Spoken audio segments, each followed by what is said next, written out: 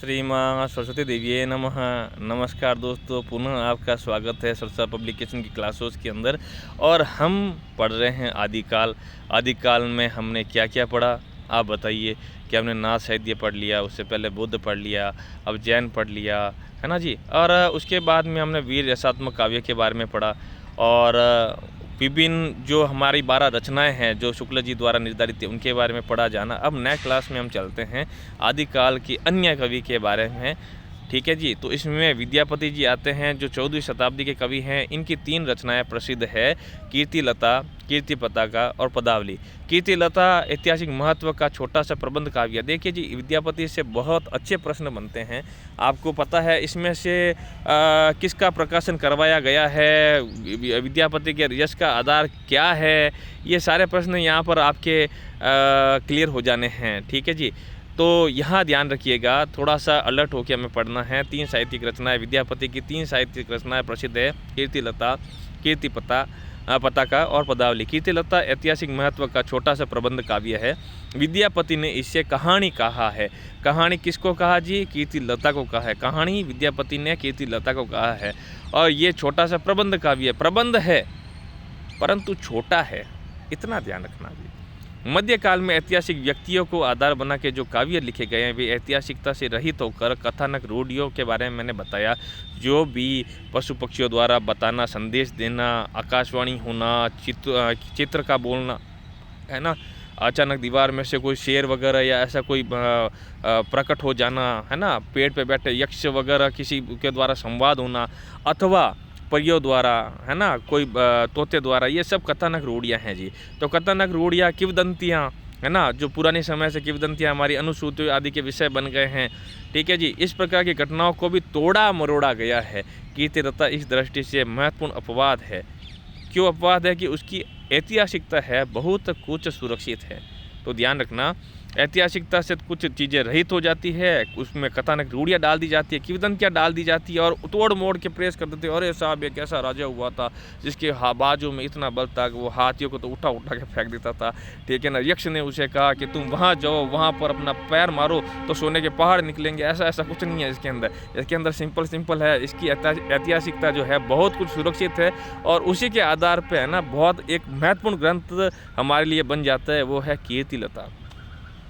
इसमें विद्यापति ने कीर्ति सिंह द्वारा अपने पिता का बदला लेने का वर्णन किया है। विद्यापति ने कीर्ति सिंह द्वारा अपने पिता का बदला लेने का वर्णन किया है, ये ध्यान रखना। कीर्तिलता को कवि ने अवहट्ट भाषा में रचा। किस भाषा में जी? अवहट्ट भाषा में रचा। अवहट्ट देसी भाषा यानी मैथिली युक्त विकसित अपभ्रंश है। इसके गद्य में तत्सम शब्दों का प्रयोग खुल कर हुआ है। अवहट्ट देसी भाषा होती है। कौन सी देसी भाषा? यानी मैथिली युक्त विकसित अपभ्रंश। ठीक है। अवहट्ट का मतलब देसी भाषा अर्थात मैथिली युक्त विकसित अपभ्रंश भाषा होती है। इसके गद्य में तत्सम शब्दों का प्रयोग खुल के किया गया है। ठीक है जी। तत्सम शब्द का प्रयोग यानी कि जो संस्कृत से लिए गए हैं वो तत्सम शब्द कहलाते हैं। ठीक है जी। विद्यापति पदावली विद्यापति के यश का आधार है। ये प्रश्न आपका ये कंप्लीट होता है। विद्यापति के यश का आधार क्या है? पदावली। जैसे हमारी बिहारी जी के यश का आधार कौन सा है? बिहारी सत्सई 713 दोहों में जो लिखा गया है, राजा जयसिंह के दरबारी कवि थे बिहारी जी। तो वैसे पदावली जो है विद्यापति के यश का आधार है। पदावली ऐसी रचना है जो काव्योत्कर्ष और साहित्य का इतिहास दोनों दृष्टियों से अत्यंत महत्वपूर्ण मानी गई है।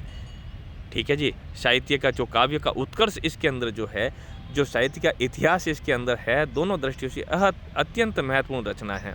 इसमें राधा कृष्ण अपना अलौकिकत्व, है ना, छोड़कर लौकिक व्यक्तियों के समान प्रेम भावना से विवल रहते हैं। राधा कृष्ण जो है वो अपना अलौकिकत्व का मतलब क्या है? कि वो है तो ईश्वर। जैसे अब इसको थोड़ा सा सब दूसरे तरीके से समझो, चलो समझाते हैं। अब भगवान राम जी को सब पता है कि लक्ष्मण को बाण लग गया, है ना, लक्ष्मण जी को बाण लग गया और वो बच्चे की तरह, छोटे भाई की तरह अपने भाई के लिए रो रहे, अरे लक्ष्मण, है ना, तुम्हें बाण लग गया, मुझे क्यों नहीं लग जाता? अब मैं माताओं को जाके क्या जवाब दूंगा? रो रहे हैं, है ना, विवल हो रहे हैं, तड़प रहे हैं। ठीक है ना। लेकिन वो ये भी तो कह सकते हैं, रुको, किसी को चिंता करने की ज़रूरत नहीं है। ठीक है ना। मैं भगवान हूँ, मैं जानता हूँ क्या भी हनुमान जी जाएंगे, ठीक है ना, सब जानते, त्रिलोक, वो तो कहने का मतलब त्रिलोक की बातें जानते थे, ठीक है ना, तो सब जानते थे कि भाई अभी हनुमान जी जाएंगे, संजीवनी बूटी लेके आएंगे और लक्ष्मण हमारा खड़ा हो जाएगा, परंतु रो रहे हैं ना कि उसके बारे में हमने एक वो लाइन भी पढ़ी है ना, कि कितना हाय जीवन में दिक जीवन को आते ही पाया विरोध, दिक साधन जिसके लिए सदा ही किया शोक, है ना। तो वो कहने का मतलब कि कितना विरोध इन्होंने झेला है, ठीक है, तो यही है। और जैसे सीता माता को रावण हरण करके ले जाता है तो रो रहे हैं कि श्यामा तूने देखी तेरी जैसी चोटी श्यामा, यानी कि नाग को कह रहे हैं कि तुझसे भी लंबी तो मेरी सीता की चोटी थी, ठीक है। हिरणी को कह रहे हैं कि भाई तेरे से भी तो बड़ी बड़ी उसकी आंखें थी, वो मेरी सीता थी, और वो कौन लेके गया, कृपया कोई मुझे पूछ पूछ के बता दे, ठीक है।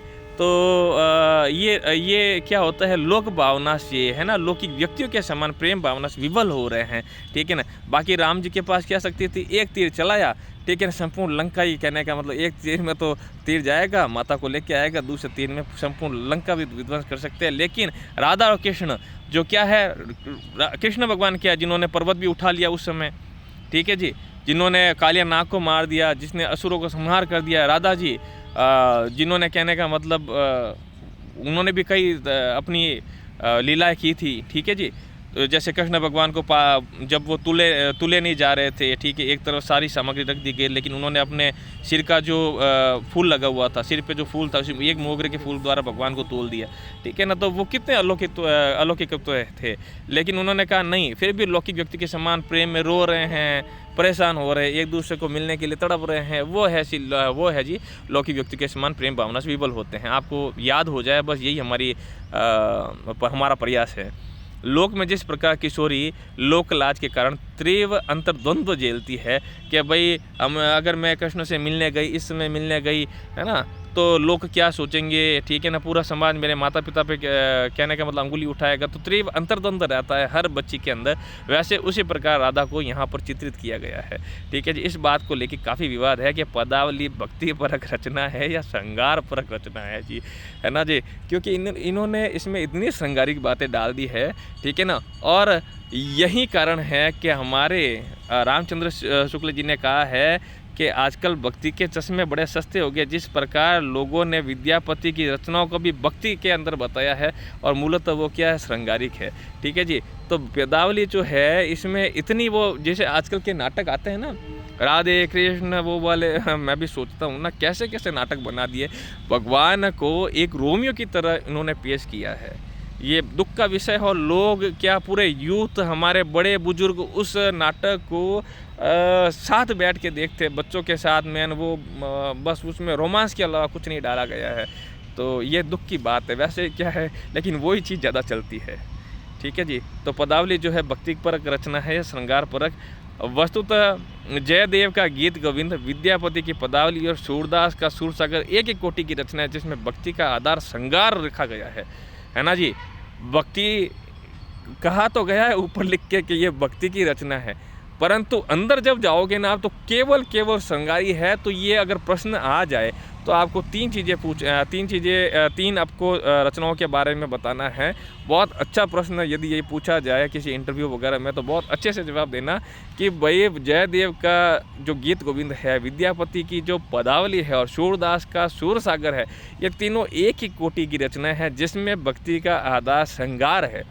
वापिस भक्ति का आधा श्रृंगार है, प्रश्न को पूरा करो, ठीक है जी। अब हम यूपीएससी का एग्जाम देते हैं, है ना, तो उसमें लिखना है एक लाइन में कि जयदेव का गीत गोविंद, है ना जी, विद्यापति की पदावली और सूरदास का सूरसागर एक ही कोटि की रचना है, जिसमें भक्ति का आधा श्रृंगार है, ठीक है जी। अब आ गए हमारे अमीर जी खुसरो, ठीक है। अमीर खुसरो 14वीं शताब्दी।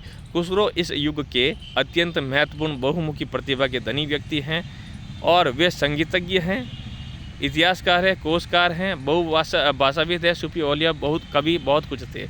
इसमें एक लाइन मैंने ऊपर इसलिए छोड़ी कि आप ध्यान रखना, उनके काव्योत्कर्ष का प्रमाण उनकी फारसी रचनाएं हैं। कौन सी रचनाएं? फारसी रचनाएं, ठीक है जी।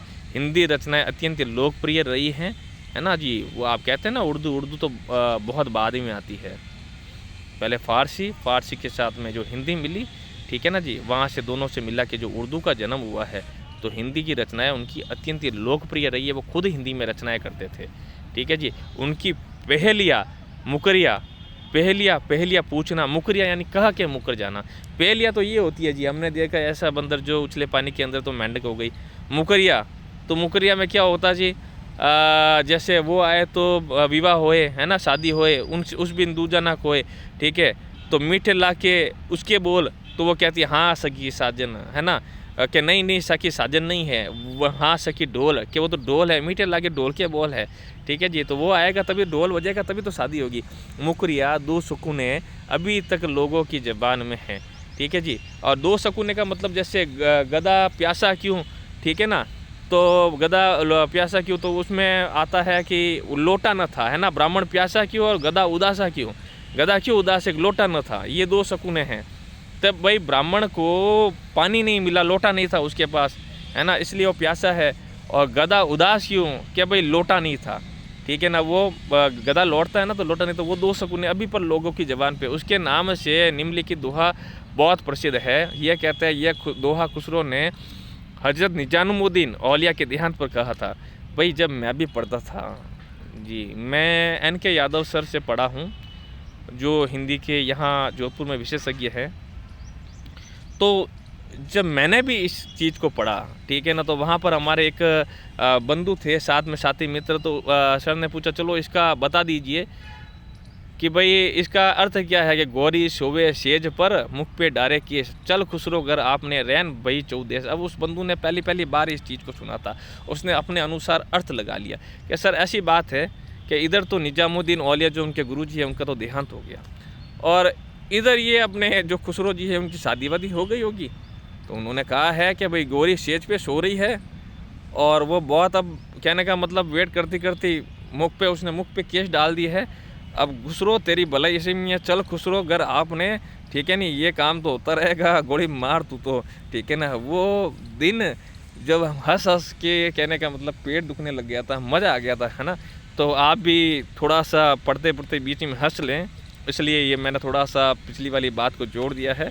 तो गौरी शोभे सेज पर, ठीक है ना, खुसरो के जो गुरु है उसको यहाँ गौरी कहा गया है। गुरु सो रहा है सेज पर। सेज का मतलब क्या, अब ईश्वर के मिलन का क्षण है, ईश्वर के मिलन का क्षण है, इसलिए वो सेज पे सो रहा है और मुख पे डारे केस, क्योंकि अब इसके मुख दर्शन, जैसे जब कोई पत्नी शादी वादी होती है तो वो जब औरतें वगैरह आती है, उसका प्रियतम आता है, उसके चेहरे को देखता है, भाई थोड़ा चेहरा वेहरा मुझे देखने दो, तो बहुत पैसे लगेंगे भाई, है ना, गिफ्ट लेके आए हो कुछ हमारे लिए, ठीक है। तो मुख पे डारे केस, अब इसकी मुँह दिखाई है, चल खुसरो अगर आपने, है ना, तो चलो खुसरो भाई आप भी घर चलने की तैयारी करो, और कहने का मतलब अपने धर्म अर्थ काम मोक्ष के लिए तैयारी कर लो, क्योंकि रैन भाई चौदेश, इनके तो चार, जो रैन भाई चौदेश का मतलब इनके धर्म अर्थ काम मोक्ष चारों ही सफल कर दिए इन्होंने, तो तुम भी तैयारी कर लो, इसका अर्थ ये है, ठीक है जी। तो ये दोहा खुसरो ने हजरत निजामुद्दीन औलिया के देहांत पे कहा था। इसका अर्थ हमने जाना है। हिंदी की रचनाओं का ऐतिहासिक महत्व उनकी भाषा हिंदी की आधुनिक काव्य भाषा के रूप में पूर्णतः प्रतिष्ठित होने का संकेत देती है। उनका व्यक्तित्व और उनकी हिंदी इस बात को प्रमाणित करती है कि हिंदी काव्य प्रारंभ से ही मध्य देश की मिली जुली संस्कृति का चित्र रहा है। उन्होंने ऐसी रचनाएं रची है जिसमें फारसी और हिंदी को एक ही ध्वनि प्रभाव में गुम्फित कर दिया गया है, ठीक है जी। ये नेट में कई बार पूछा गया है, यही लाइन बार बार पूछी गई है, और फर्स्ट ग्रेड जो लेक्चरर का एग्ज़ाम था अभी 2022 का, इसमें भी ये प्रश्न आया है, संभवतः मुझे याद है, ठीक है जी। तो उनका व्यक्तित्व और हिंदी इस बात को प्रमाणित करती है कि हिंदी काव्य प्रारंभ से ही मध्य देश की मिली जुली संस्कृति का चित्र रहा है। उन्होंने ऐसी पंक्तियाँ रची है जिसमें फारसी और हिंदी को एक ही ध्वनि प्रवाह में गुम्फित कर दिया गया है, ठीक है जी। और यह कला जो है किसी संस्कृति के साधक को ही, जो बहुत अच्छी संस्कृति के ऊपर पकड़ रखता है, उसको ही सिद्ध हो सकती है। तो देखो, जेहाल मिस्किन मगुन तगाफुल दुराय न बनाया बतिया, है ना। तो फिर वो आगे गाता है हीरो, किताब हिजा न दारम एजा न लेहू का है लगाए छतिया, ठीक है ना। तो वो एक हमने गाने में सुना है, जेहाल मिस्किन मगुन तगाफुल दुराय न बनाए बतिया, ठीक है जी। तो उसमें मज़ा लीजिए इस गाने का। और क्या इसका अर्थ होता है, कि भाई ये तगो दूरा है दोनों नाने नैनो ये हाल है कि मुंह बंद है और जो दोनों नैन है जो बातें बना रही हैं। ठीक है जी। किताब हिजरा न दारम एजा न लेहू का है। तो भाई इतनी परेशानी है तो मुझे छतिया से क्यों नहीं लगा पाते।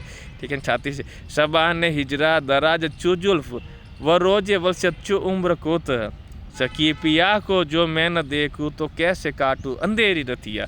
ठीक है जी, कि इस जो कहने का मतलब कि आपकी ये जो बाल है, ठीक है ना, वही अंधेरी रतिया से कोई कम नहीं है।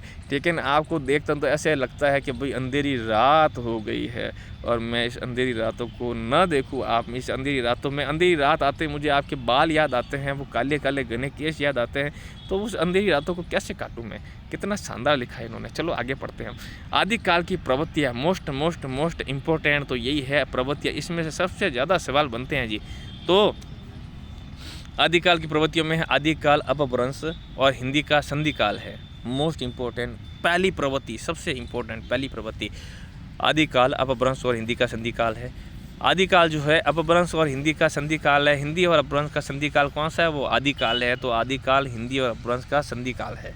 इसमें दोनों की भाषाई और साहित्यिक प्रवृत्तियों का मेल है। भाषाई और साहित्यिक प्रवृत्ति जो है दोनों का मेल है। इसमें नाथ सिद्धों और जैन कवियों का साहित्य मिलता है। इसमें वैदिक मत और कर्मकांड की आलोचना की गई है। ठीक है जी, इसमें वैदिक मत और कर्मकांड की आलोचना की गई है।